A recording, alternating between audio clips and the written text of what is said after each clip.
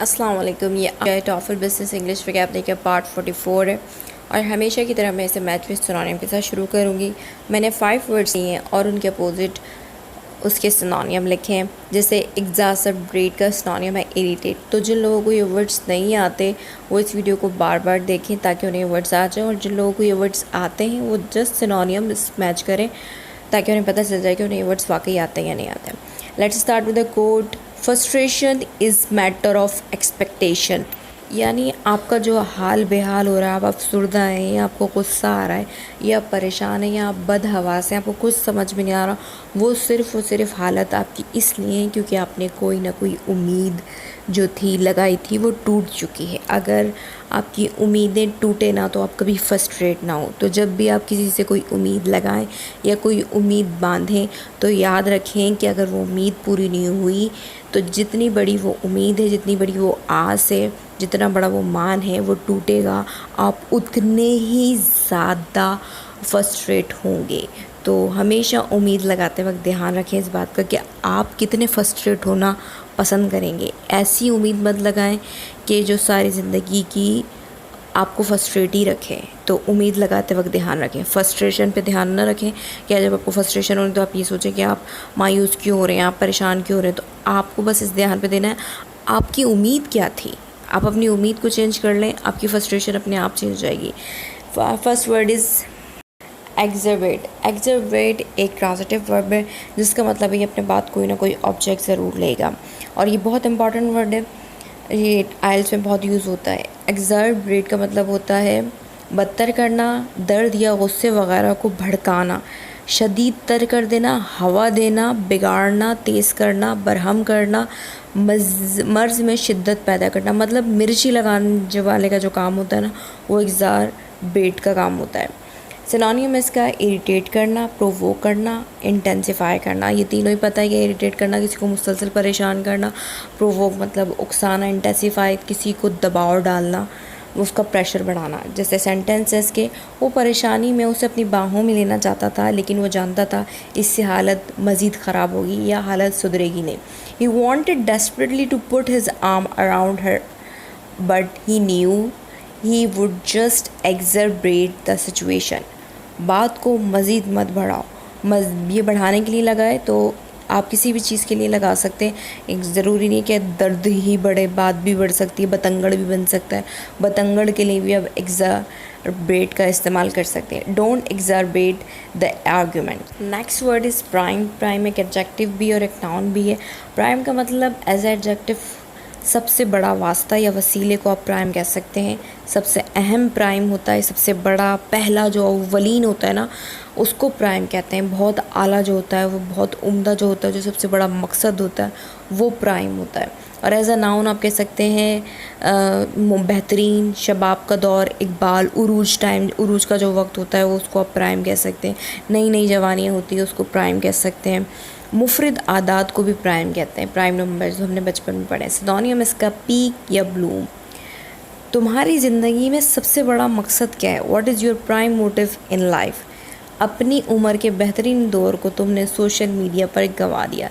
You lost your prime of life by using social media. उसकी अम्मी ने सबसे पहला निशाना मुझे बनाया नीचे दिखाने के लिए। His mother made me her prime target to pull me down.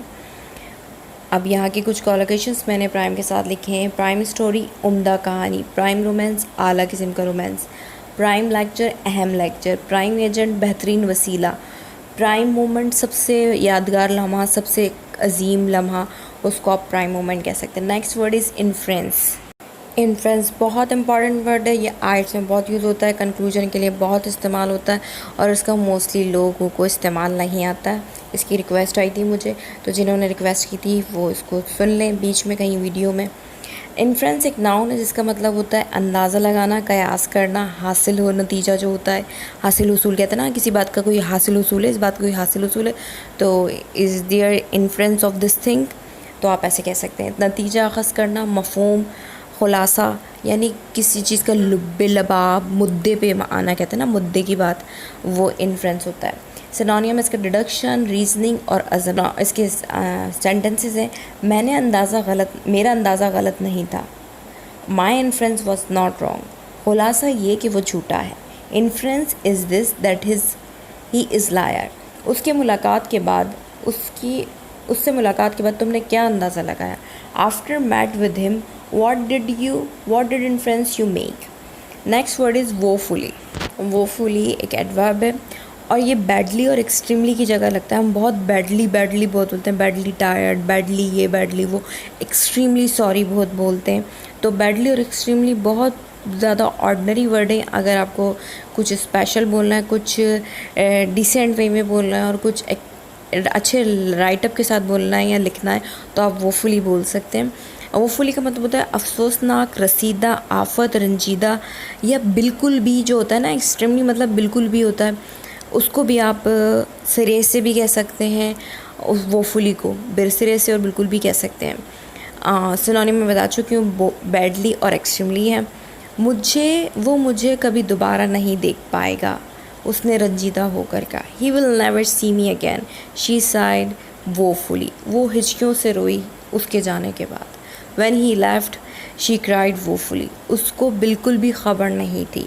He was woefully oblivious। oblivious बेखबर इंसान को कहते हैं। बेखबरा जो होता है ना, उसे किसी चीज़ की परवाह नहीं होती, जो लापरवाह होता है, उसे अपने इर्द गिर्द का होश नहीं होता, उसको कहते हैं oblivious।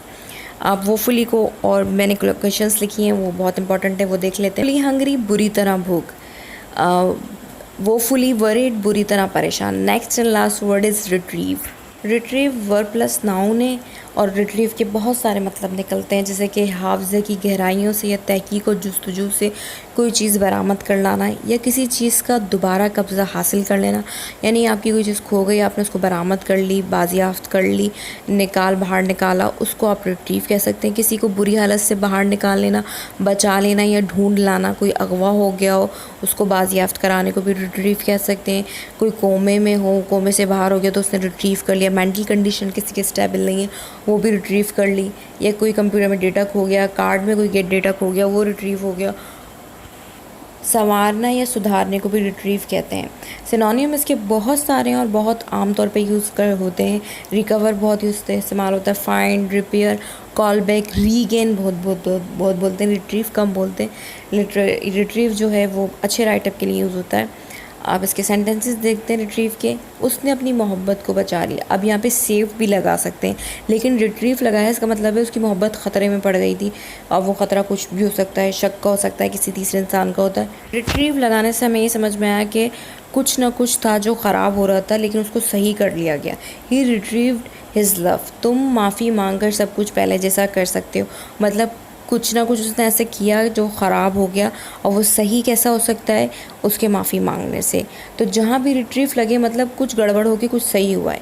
You can retrieve the situation bye apologising. उसने मुझे नफ्सियाती कैफियत से बाहर निकाला। अब यहाँ पे देखिए, नफ्सियाती कैफियत से बाहर निकाला यानी कि उसकी कोई नफ्सियाती कैफियत ख़राब थी, स्टेबल नहीं थी। He retrieve me from mental instability.